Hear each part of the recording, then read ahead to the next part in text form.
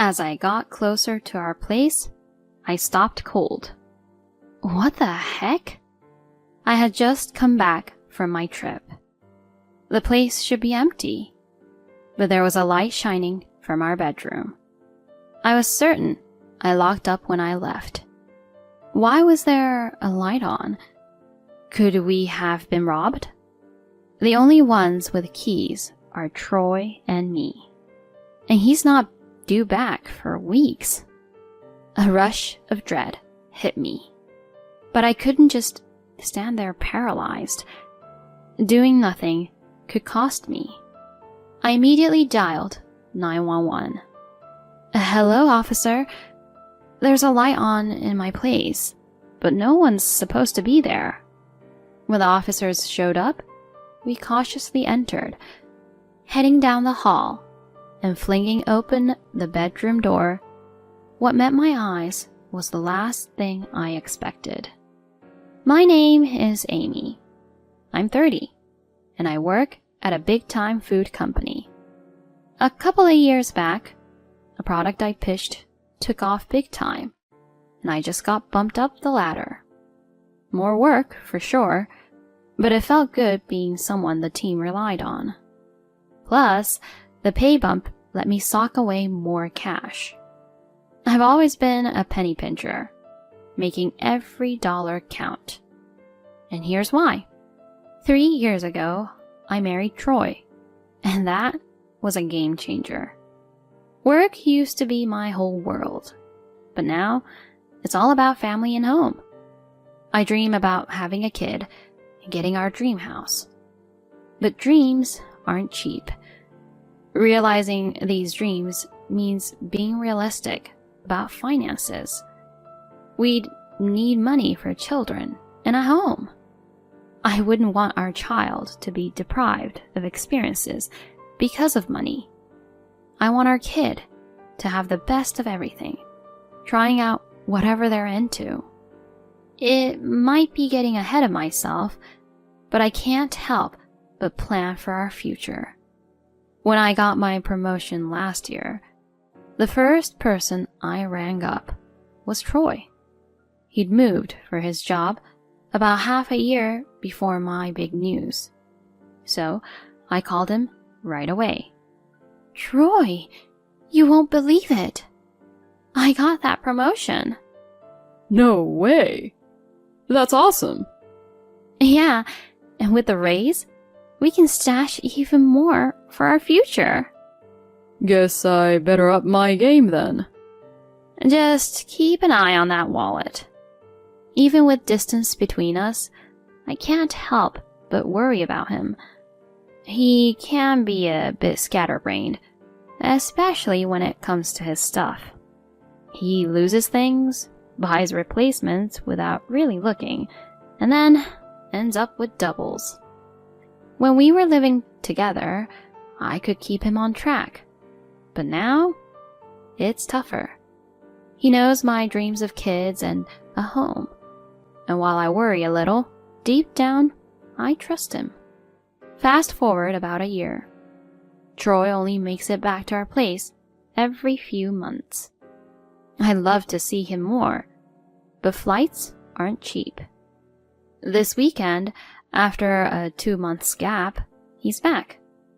I finished work early, cooked all his favorites, and just waited. Around 9 p.m., I heard the front door. I popped out of the kitchen to welcome him. And there he was, my Troy. Look who's here. I dashed over, and he scooped me up, laughing. Hey there. Missed me? I came straight from work. Aw, thanks. Nah, got some sleep on the flight. Oh, I got you some chocolates. They're your favorite, right? Wow, thanks. I absolutely love them. That's what I wanted to hear. Now, how about dinner? I'm starving here. I made all your favorites. Let's eat together. I grabbed his hand, pulling him toward the dining room. Seeing the feast laid out, his eyes lit up. We dove in, savoring every second of the reunion I've been waiting for. We chatted and enjoyed our meal together. After we ate, I let him hop in the shower first, thinking I'd go after. Once I finished up some chores and got to the bedroom, I noticed he quickly set his phone down, like he was trying to hide something. "What's up with the phone?" I asked, getting that uneasy feeling. But he just looked away. Then he snapped back to his normal self. Wasn't trying to hide it. Just didn't want to be glued to it when you walked in. You didn't need to do that. It's pointless to be on my phone when we finally get to be together. I want to make the most of our time. Look at you, being all sweet. Hey, are you making fun of me? I was trying to have a moment here. My bad. I really did appreciate it. I moved to snuggle up to him, but he caught my hand saying, We're both exhausted. Let's just crash. And quickly went under the covers. I couldn't get another word out, just whispered night and lay down. I was hoping we'd have some quality time in the bedroom, especially since it had been ages since we'd been together. I mean, it was only 11 p.m., and we both had tomorrow off. He knows I've been wanting to start a family.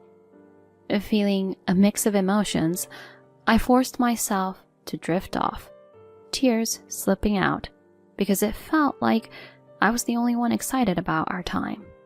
He stayed 2 nights, but there wasn't any spark, not even a hint of it.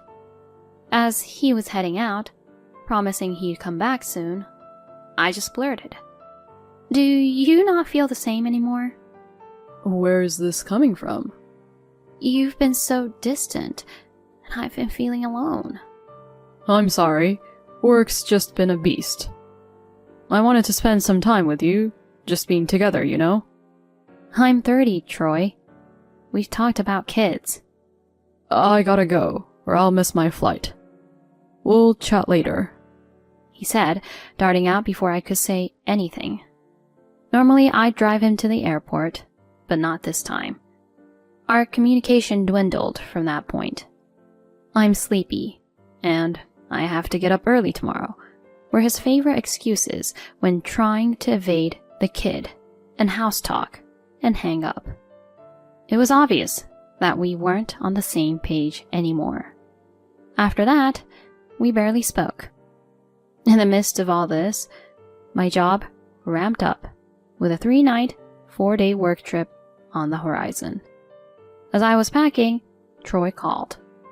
He usually texts, so this was out of the blue. Excitedly, I picked up. Hey, what's going on? You've got that business trip tomorrow, right? For 3 days? Yeah, that's the plan. Normally, it's just overnight. But this one's a biggie, huh? The company must really be counting on you. Good for you. Thanks. I hope so. But why the call about the trip? I just wanted to say knock him dead. I know it'll be tough, but don't work too hard. Aw, thanks. It was good hearing from you. Feeling a little brighter after our chat, I went back to packing, feeling uplifted by his kindness. I attacked my business trip with a new zeal. Maybe it was Troy's call giving me a boost, but I wrapped things up faster than expected and got home a day ahead of schedule. I was in the mood to relax back home after wrapping up my business trip early, maybe even share a drink with my husband on Zoom. So, on my way, I swung by a store to pick up my go-to beer and some munchies. Though I was worn out from the trip, I felt a spring in my step heading back. I need to ring him up and say, "Your call gave me the push I needed." It might also be a good time to dive back into our chat about kids and our future place. While making my way home, I started drafting a text to him. But as I got closer to our place, I stopped cold. What the heck? I had just come back from my trip. The place should be empty, but there was a light shining from our bedroom. I was certain I locked up when I left. Why was there a light on? Could we have been robbed? The only ones with keys are Troy and me, and he's not due back for weeks. A rush of dread hit me, but I couldn't just stand there paralyzed. Doing nothing could cost me. I immediately dialed 911. "Hello, officer. There's a light on in my place, but no one's supposed to be there." All right, ma'am. Can you give me your address? "Sure, it's..." A cop showed up in no time. I quickly filled him in, and we both made our way to the apartment. My heart was racing as we inched down the hallway. We reached the bedroom door, and after a brief look at each other, he burst in. What the? Huh? Both of us were taken off guard, because right there, in all his glory, was my very naked husband. What the? Why are you here, Amy? And is that a cop? What's happening? He looked totally caught off guard, still standing there with nothing on. The cop seemed a bit embarrassed, obviously waiting to see my next move. I managed to say, "Why are you here early? Weren't you coming back next month?" I got a break. But why are you here? Weren't you returning from your trip tomorrow? Wrapped up ahead of schedule. Is that an issue? No, it just caught me off guard. Thought I'd surprise you. Oh, is that so? Then who's that under the covers? When we entered, I had spotted a face peeking out from the covers, likely belonging to a woman I didn't know. She probably assumed she was hidden because she hadn't budged. But I saw her. My husband, clearly flustered, tried to play it cool. Anger bubbled up inside me. You think you can just laugh this off? How much more are you planning on playing me for a fool? I won't forgive you for this. You won't just brush this one under the rug. Without waiting, I pushed past him and yanked the covers away. There was a faint ugh from behind me. Uncovered was a young woman. Who the hell are you? I demanded, my voice icy. The woman, her face pale, wouldn't meet my eyes and said nothing. Perhaps she hoped that staying silent about being the other woman might diffuse the situation. With the evidence right in front of me, both of them exposed, I quickly took out my phone and took photos. They tried to cover up, but it was too late. I also shot a video for extra evidence. The cop, who was still there, looked pretty taken aback by my actions. I then turned to him and said, "Could you get her out of here? She's a stranger in my home. Isn't this a form of trespassing?" But she's with your husband, right? This apartment's in my name, and I have no clue who she is. Please, escort her out. I held my ground. The officer, although reluctant, did as I asked. He waited for the woman to get dressed and then let her out. Troy, pale and looking rattled, tried to explain. Amy, this isn't what it looks like. There's a reason. He started to reach out, maybe thinking a hug might somehow fix things. I snapped. Who does he think I am? I whacked his arms, reaching me, glared at him and said, So what now? You thought some sweet talk would make it all better? Is that why you were secretive with your phone? Is that why you kept your distance? Because of her?